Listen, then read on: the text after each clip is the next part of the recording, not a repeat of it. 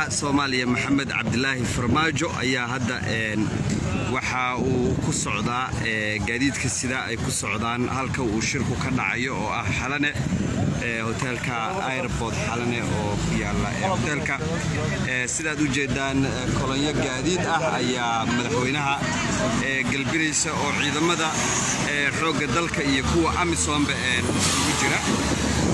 waxaana madaxweynuhu ku socdaa halka shirka lagu qabanayo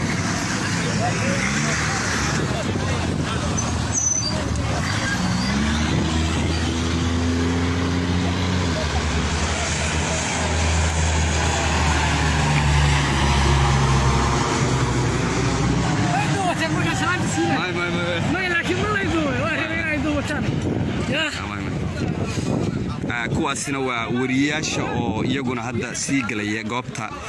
shirka uu ka dhacayo 5TV ayaad nagala socotaan